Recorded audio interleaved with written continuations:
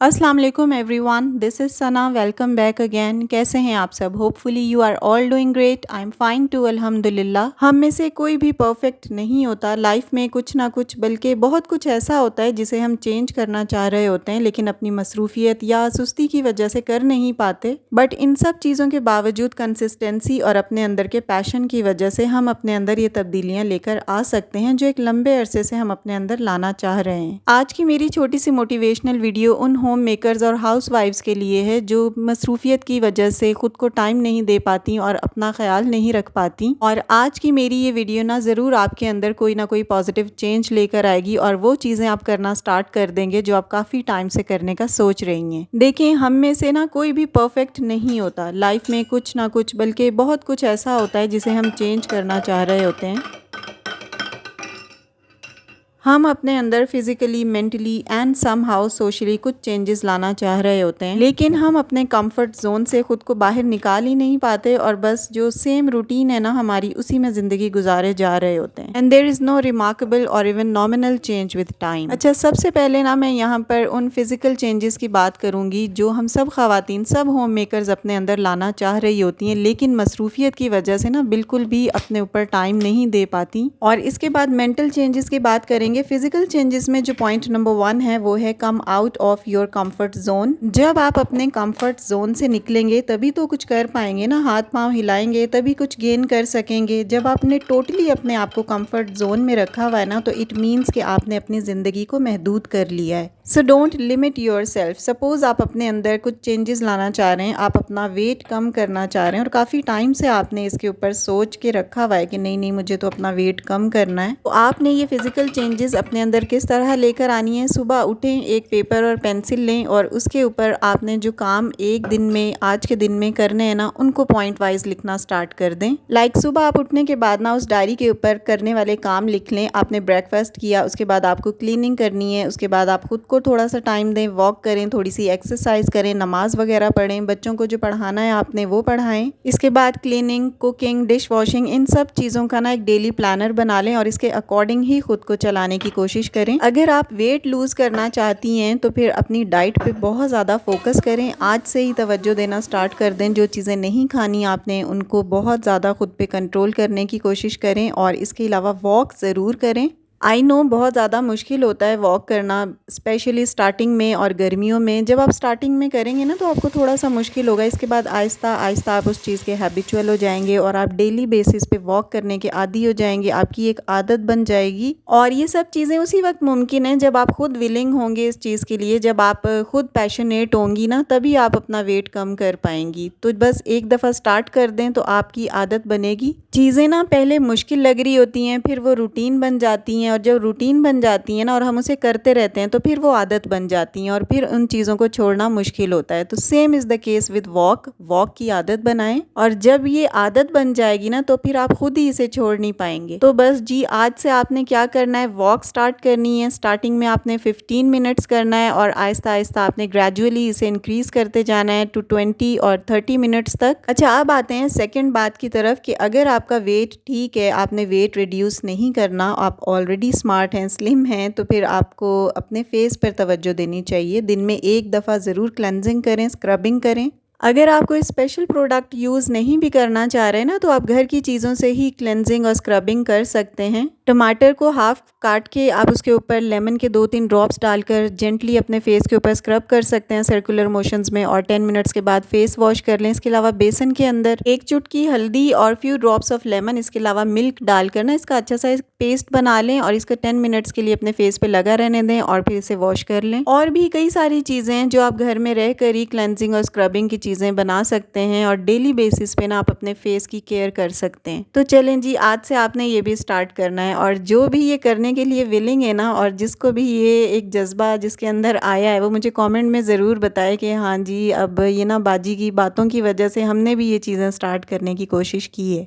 So next चीज़ इसमें आती है कि पानी का इंटेक बहुत ज़्यादा करें, इससे आपके टॉक्सिक रिलीज़ होते हैं, क्योंकि मौसम भी ऐसा है समर्स में, तो पानी का इंटेक बहुत ज़्यादा कोशिश करके करना चाहिए। अगर आप चाहते हैं तो डिटॉक्स वाटर बना सकते हैं, अगर नहीं बनाना तो खीरे, टमाटर और ये चीज़ें इसी तरह कंज्यूम करने की कोशिश कर लें। मैं तो बस सिंपली वाटर ही पीती हूँ। नेक्स्ट चेंजेस जो आपने अपने अंदर लेकर आनी है वो है कि make a planner for kitchen. Kitchen के कामों के लिए एक प्लानर बनाएं। सुबह उठकर सबसे पहले आपने किचन को साफ करना है। जब किचन साफ होगा ना तब आपका काम करने को भी दिल लगेगा। बिलीव मी, मेरे साथ तो ऐसा बहुत होता है कि जब तक किचन साफ ना होना मेरा किचन में खड़े होने को दिल नहीं करता। तो इसलिए मैं उठकर पहले किचन को साफ करती हूँ और उसके बाद कुकिंग वगैरह के जो भी काम होना वो बाद में स्टार्ट करती हूँ। तो आपने भी ऐसे ही करना है। इसके अलावा वीकली मील प्लान भी बनाएं। दाल, गोश्त, सब्जियां सब चीज़ें ही कंज्यूम करने की कोशिश करें और बच्चों को भी खिलाएं। इसके अलावा एक और इम्पॉर्टेंट चीज़ जिसको मैं भी फॉलो करती हूँ, इसलिए आप लोगों के साथ भी शेयर कर रही हूँ, टमाटर की प्यूरी बनाकर फ्रीज़र में रख लें। इससे जब हम कोई शोरबा वगैरह या कोई मसाले वाली चीज़ बनाते हैं ना तो हमें बहुत आसानी हो जाती है।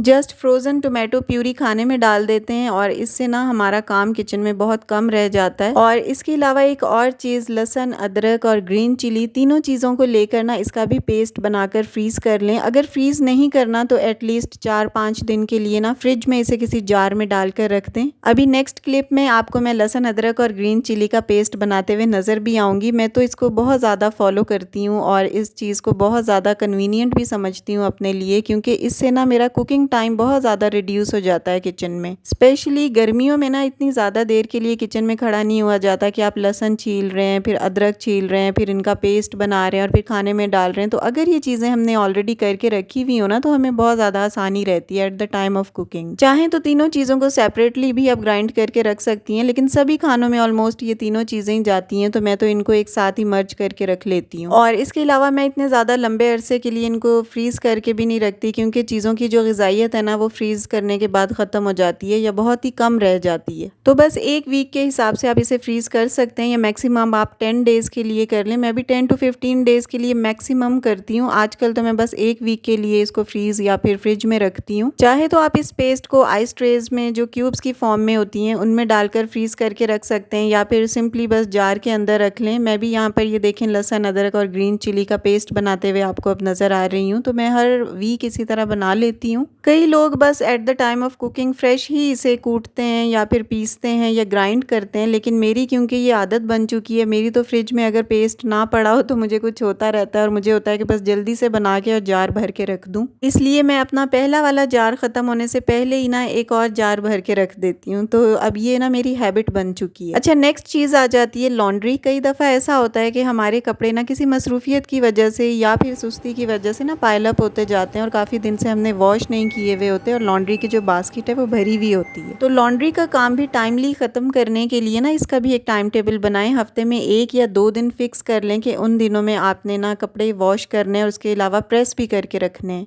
मैंने भी वीक के 2 या 3 दिन फिक्स किए हुए होते हैं, उसमें मैं मियाँ जी के कपड़े प्रेस भी कर देती हूँ और वॉश भी करके रखती हूँ। और अपने हस्बैंड के कपड़े प्रेस रखने में कोई कॉम्प्रोमाइज़ ना किया करें। अगर 2-3 सूट उनके पड़े हुए भी हैं ना तो 1-2 और करके रख दिया करें ताकि उनके पास ना पहनने के लिए चॉइस हो। मैं भी कम से कम 3-4 सूट या पैंट शर्ट्स इनकी प्रेस करके ही रखती हूँ हमेशा। और इसके अलावा शूज़ वगैरह भी पॉलिश करके रखने की एक रूटीन बनाएं। अच्छा, सुबह ना मैंने अपने हस्बैंड के ब्राउन वाले शूज़ पॉलिश करके रख दिए थे और अब मैंने सोचा था कि ब्लैक वाले करूंगी, तो मैंने सोचा कि चलो मैं इसकी ना वीडियो भी शूट कर लेती हूँ। तो बस इन सब कामों को जब हम स्केड्यूल के अकॉर्डिंग करने की कोशिश करते हैं ना तो वो हमारी एक रूटीन बन जाती है और रूटीन को जब हम फॉलो करते रहते हैं तो वो हमारी हैबिट बन जाती है। नेक्स्ट चीज़ है टीचिंग टाइम फॉर किड्स। जब आप बच्चों को पढ़ाने का एक टाइम फिक्स करेंगे ना और अकॉर्डिंग टू स्केड्यूल लेकर चलेंगे तो इसमें बहुत ज़्यादा आसानी आपके लिए भी होगी और बच्चों के लिए भी। कई बच्चे तो ट्यूशन सेंटर्स वगैरह में जा रहे होते हैं और उनका ऑलरेडी टाइम फिक्स होता है, लेकिन जो माएँ घरों पे बच्चों को तवज्जो के साथ पढ़ा रही होती है ना उन्होंने कोई टाइम फिक्स नहीं किया हुआ होता, जब टाइम मिलता है तब पढ़ा लेती हैं।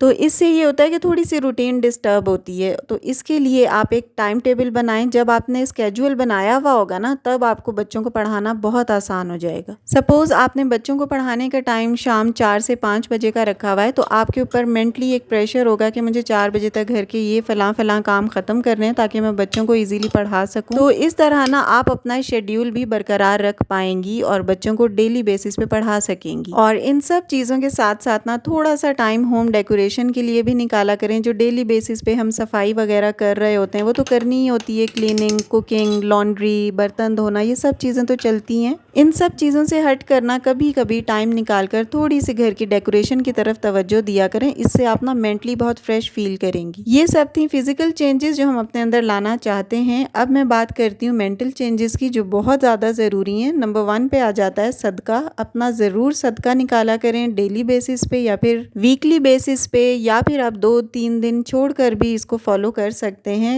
ज़्यादा पैसे सदका करना ज़रूरी नहीं है, जितना अफोर्डेबल है, जितना आप दे सकते हैं उतना आप डेली बेसिस पे एक बॉक्स के अंदर डालते रहा करें। और at the end of month ये पैसे आपने अगर किसी गरीब को देने हैं तो उसको दे दें, या फिर किसी मस्जिद वगैरह में डाल लें, या जहाँ भी आप चाहते हैं वहाँ ये पैसे जमा करवा सकते हैं। इन चीज़ों से ना आप मेंटली बहुत ज़्यादा रिलैक्स और कंफर्टेबल फील करेंगे। सेकंड बहुत इंपॉर्टेंट मेंटल चेंज जो आपने अपने अंदर लेकर आना है वो ये है कि अगर आपको किसी ने इन केस कोई बात बोल दी है ना तो उसे इग्नोर करना सीखें। फैमिली में, रिलेटिव्स में, फ्रेंड्स में, किसी के साथ भी अगर आपकी कोई भी किसी भी टॉपिक पे कोई कंट्रोवर्सी हो गई है ना तो इन चीज़ों को ना थोड़ा सा इग्नोर करने की आदत डालें और लोगों को माफ़ करने की भी आदत बनाएं। मैं यहाँ पर आपको ये नहीं कह रही कि आप बिल्कुल बोलें ही ना। जहाँ आप समझती हैं कि यहाँ पर बोलना चाहिए वहाँ ज़रूर बोलें, लेकिन छोटी छोटी जो बातें होती हैं ना उनको इग्नोर करना सीखें। क्योंकि हर छोटी छोटी बात पर मसले बड़े बड़े क्रिएट कर लेना ये कहीं की अक्लमंदी नहीं है। अगर आप चीज़ों को इग्नोर करेंगे ना तो ये आपके लिए ही फ़ायदा है। क्योंकि जितना आप आगे से बोलेंगे ना, बहस पे बहस तकरार करेंगे, आप काउंटर अटैक्स करेंगे, उतना ही ना आप खुद डिप्रेशन और एनजाइटी में जाएंगे। बोलना तो हर एक को आता है, कौन है, कोई ऐसा नहीं है जिसको बोलना नहीं आता। स्पेशली आजकल के दौर में हर किसी को सेल्फ डिफेंस का पता है, हर किसी को बोलना आता है। लेकिन अगर कोई चुप रहता है तो इसमें उसकी अक्लमंदी होती है जो उसको बाद में फ़ायदा देती है। बोलना अक्लमंदी नहीं है, बोलना बड़ी बात नहीं होती, चुप रहना बड़ी बात होती है। और अल्टीमेट आप ही स्ट्रेस से बचते हैं, आप ही जो टेंशन है ना छोटी छोटी उनसे आप ही बचते हैं। और जब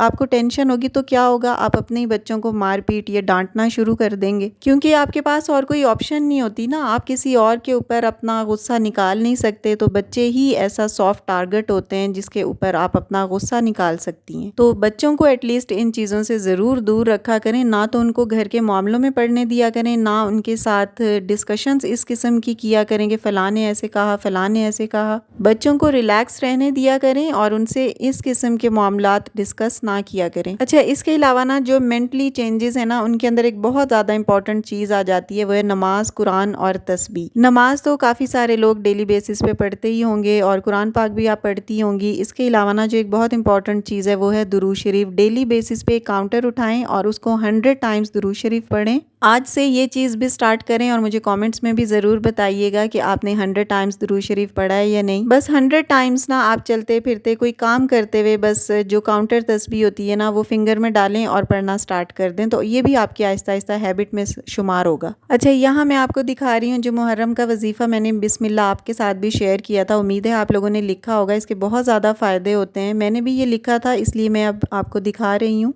so this is all about today's vlog. उम्मीद है कि वीडियो आपको अच्छी लगी होगी। मेंटल और फिज़िकल दोनों चेंजेस आपको समझ में आई होंगी और आप इस पे गौर भी करेंगे और फॉलो करने की भी कोशिश करेंगे। वीडियो को यहीं पे ख़त्म करती हूँ। अच्छी लगी हो तो लाइक कर दीजिएगा। If you are new on my channel please do subscribe. See you soon in the next video इंशाल्लाह। Till then stay happy, stay fit and take good care of your self.